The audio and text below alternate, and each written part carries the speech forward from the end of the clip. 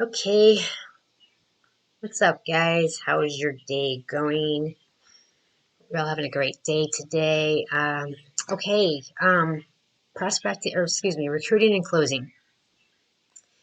Many of you have reached out to me and said that you would like me to do a training on recruiting and closing. I do have like several trainings out there on prospecting and, what to say during your conversations to transition into business and ask if they're open to taking a look at what you do and that kind of thing. But today, I wanted to go over the closing process and what I do. Okay. But first, for those of you who don't know me, I'm Wendy Rahilly. I've been in the network marketing, affiliate marketing space now for many years. My passion is helping struggling entrepreneurs build an online business, make a significant passive monthly income, and create an amazing lifestyle. Okay. So let's get on to recruiting and closing. Um, all right. The thing about closing and why people have such a hard time with it, in my opinion, is because I think it's because they're looking at it all wrong. And I used to do the same thing. I think it's because they see it like they have to be this persuasive um, salesperson. They have to handle all the objections. They have to go for the people's jugglers and get that sale right now. I think that's what's going on in their mindset. The first thing that you have to understand, okay, is um, not everybody will close on your first contact. Okay, in fact, most people don't. So when you're doing your prospecting, you have to understand that it's a long game, right? You're planting seeds. Each prospect is a seed. Um, of course, it would be awesome if you could talk to a person for the first time and close them just like that, but rarely does that ever happen, okay? Even for people who have been at it for years, rarely does that ever work that way, okay? Um, if you look at prospecting like your only job is to plant the seed, that's all you have to do. It just makes it easier for you to be more productive. Okay. Your first contact or touch is you actually planting the seed. And then all the contacts after that will be you nurturing that seed. Does that make sense? All right. So it takes people anywhere from 7 to 8 or more contacts or touches before they will actually make a buying decision. Okay. Now, these contacts or touches, they're not necessarily going to be conversations. Of course, you're gonna want to have a conversation with your prospects at one time or another, but you can also gently nudge them with other forms of contact. Okay, and these can be anything from your conversations in Messenger, engaging on their content, replying to their stories, posting your own content, making videos, email marketing, that kind of thing. Okay. So each time that whether it's a piece of content or you're in their inbox or you're just replying to their story, each time that you get in a prospect's radar, it's considered a touch. Okay, and again, it takes 7 to 8 touches, sometimes more, before a person will make a buying decision. Okay, so the more touches that you have, the more know, like, and trust that you are building with a prospect, and the closer that you're getting to them making a buying decision of whether they want to do business with you or not. Okay, because people do business with people that they know, like, and trust. All right. So a lot of people are scared of the closing process because they think that they have to close them on their first contact, and this really just isn't the case at all. In fact, if you nurture your prospects properly and you get on their radar enough in the right way, they're going to reach out to you and they're going to basically close themselves. Okay. Rarely do I ever close a person on my first contact with them. Okay. Most of the time, people reach out to me after they've been watching me for a little while. Um, And then all I do usually is just guide them through a series of questions and then use their answers to help guide my offer as the solution. Okay. So let me give you an example of some questions that I like to ask people to guide them through to the close. Okay. And this is regardless of whether they reach out to me or I reach out to them. And usually, again, it's them coming back to me at some point. Because I personally am a soft closer. And what I mean by that is I don't push. All right. I'll initiate the conversation. I'll get them, usually I'll get them on my newsletter, or now it's more recently, I'm getting them into my Facebook group, and then I'll just be there for them. I'll provide as much value as I can. I'll try to help them in any way I can. And then people just start reaching out to me, whether they've seen, one of my stories or a curiosity post or something, or just conversations that we're having in Messenger. People come to me and ask me what I'm up to, what do I do, or how I can help them in a certain way. And then all I do is just find out what their needs are and go from there. Okay. And it gets pretty easy when you work it like this. All right. So anyway, here are the basic questions that I ask to lead to a close. Okay. Now, the very first thing I ask is are you looking to add another income stream, or are you currently doing something online now? I always ask this because this way I know which offer to direct them to, because I have a couple things that I do. I do have like one offer helps them build a current business, okay? It helps them generate leads and teaches them how to market and prospect and stuff like that in the right way to build the current business. And then the other thing I have is actually a business in itself, So, they make a separate income on it. So I like to ask that question. So I guess that's just, that's up to you if you want to ask that question or not, but that's what I do. Now, the next question I absolutely ask every time, okay? And I ask, can I ask you a couple of qualifying questions to see if you're a good fit for this opportunity, okay? See if you're a good fit for this opportunity, okay? This is key, okay? This is where you show posture, okay? And you qualify them. All right, not everybody should be a fit for your business. You need to be selective. Seriously, okay? Trust me, you do not want tire kickers, lazy people who are just going to suck up all your time and energy to join you on your team just to quit a month or two later, okay? You don't want them kind of people on your team, trust me. Just know that you're in charge, okay? You have something that can potentially change their lives, and you need to see it like that, okay? You don't need them. There are tons of other people that you can work with, and they must qualify for your time, okay? Not the other way around. So you need to have this type of posture, and when you do have that type of posture, you're going to close more people.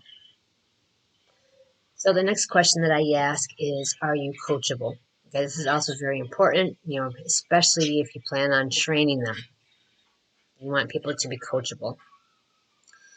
The next question I ask is, what is your ultimate goal by joining this opportunity? Okay, and then you're going to want to write their answer down, whether that maybe some people will say, I want to buy a house, or I want to quit my job, or I want to be home with my kids, or time freedom. Whatever their answer is, write it down, okay? Now, no matter what they say, your next response is going to be definitely possible, okay? You want to let them know that their goal is definitely attainable, all right? And then you're going to go and ask, what would be your monthly income goal that would help you reach your goal this year? So in other words, how much money would they need to make to get that house, or to quit their 9-to-5 job, or to stay home with their kids, or get that time freedom, or whatever their answer was? How much money would they need to make each month to do that? Write their answer down. Okay. And the next question is, how serious are you about reaching your goals? Okay. And then I would ask, if I showed you an opportunity that would help you reach your, whatever they said their monthly income goal was, whether it's 10K or whatever a month, and help you, and again, whatever their goal was, whether it's, buy a house or be home with their kids, would you take advantage of it?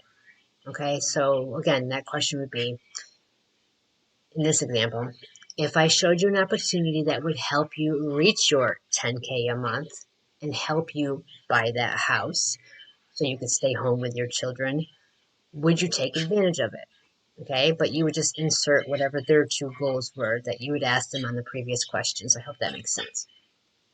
Okay, now that question right there, if they answer yes, they pretty much seal the deal here because they've just pretty much committed to being serious about reaching their goals, okay, and about them saying that they would be willing to take advantage of your opportunity to help them reach them goals, okay.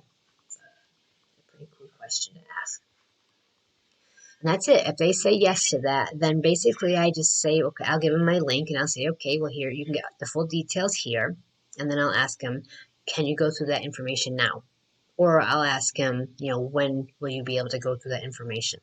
And I like to find this answer out because I need to know when I can follow up with them. Okay.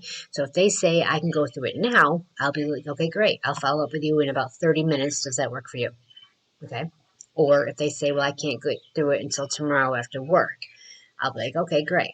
Let's set up a time tomorrow where I can follow up with you. How does 7:30 work? Okay. Or whatever, set up a time with them. And if they say yes, then you want to make sure that you follow up with them at that time. Okay. You need to show up when you say that you're going to show up. Okay. You need to show them that you are serious about this. You're building a business. So you need to, value your own time. All right. And just so you know, not all people are going to sign up with you when you follow up with them. And even if they said they were super serious, some will most likely ghost you or ignore you. And this is totally okay. And actually, it's kind of normal. It happens to all of us. Um, most people sign up during a follow up. Okay. You've probably heard the term, the fortune is in the follow up. If you're not following up with your prospects, you are losing money. Okay, so don't be afraid to follow up more than once either. Okay, because usually many people don't join until after you followed up with them several times. Okay. Um, so what I like to do is I keep a Trello board, and it's a free tool. I absolutely love it. It's great for organizing my prospects, and I'll drop a link in the comments with that below, so you can grab it if you want. But I created Trello board with my prospects, and I have like a column with all my prospects' names, and then I have several more columns with my different levels of follow up with them. So I have I have my first follow up, then I have a week later follow up, then I have a 30-day follow up, and a 90-day follow up, a 6-month follow up, and then after that I have a periodic follow up. Okay, so basically, like in the first follow up, I'm basically asking them what they liked best about the information, that they saw. If they tell me what they liked best about the information, then I'm right on. Great, sounds like you're ready to join. But if they say something like, I don't know, I have to think about it, or I got to talk to my husband, or I don't have the money or the time right now, or anything like that, I don't push. Okay, I do not push. I know a lot of people say to try to tackle everybody's objections, all their objections. A lot of people have a whole script full of every possible objection there is with an answer to it. Okay, I don't do that. I mean, not only is that stressful, but you're putting that into your mindset that they're going to object, and guess what happens? Typically they object, because because they can sense it, they can feel it. You lose posture when you're ready for an objection, so they can pick up on it. So I don't worry about that stuff. Okay, if they're not ready, I'm not going to try to convince them. I mean, I don't want people working with me who aren't ready to work with me, or people who I have to pull their teeth to get them to join me. Those aren't the type of people that I want on my team anyway. When they're ready, they'll come to me, they'll reach out, they'll let me know. All right. And again, most people that I've signed up with were those people who weren't ready at first, but after a while, after they kept stalking my page a little bit, maybe they tried a couple opportunities and got nowhere with it. They eventually came back, and I closed them, and that's really all it is. I hardly ever close on my first contact. I just do a lot of networking. I add new people to my friends list every day. I network with people every day. I'm having conversations every day with people. I'm prospecting. I'm out there planting them seeds because a lot of those seeds will sprout eventually. Okay. So the more seeds I plant, I know the more sprouts I'm going to get. And that's just how I see it. So I focus on the task. I don't focus on the outcome or the result. I focus on my task. My task is planting seeds. That's all I need to do. Eventually they all come back. Not all, sorry. No, they don't all come back. Wouldn't that be awesome? Eventually a lot of them come back, and then you just ask I ask those closing questions. If you need to watch this replay, I'll leave it up in the group for a little while. Write those closing questions down and just use it as a script. I'm telling you that they work. Okay, it's not that difficult. It's you got to stop thinking of people. Got to stop thinking of closing as something that you have to do right there and then. You don't have to be a slimy salesperson. You can just be a genuine, be yourself. Just be somebody who people look up to, or somebody that they can reach out to for help with things, and just I don't know, just be yourself, right? And eventually it's like cause and effect, it's gonna come back. So I don't know. I hope this helps. Let me know. I always like to get your opinion on the training and if it was helpful to you. But that's it, really. That's all I do. Lots of networking, lots of prospecting, lots of planting seeds, lots of conversations, and rinse and repeat. All right. So hopefully this helps. Always appreciate you guys watching, and stay tuned for my next video. For now, take care.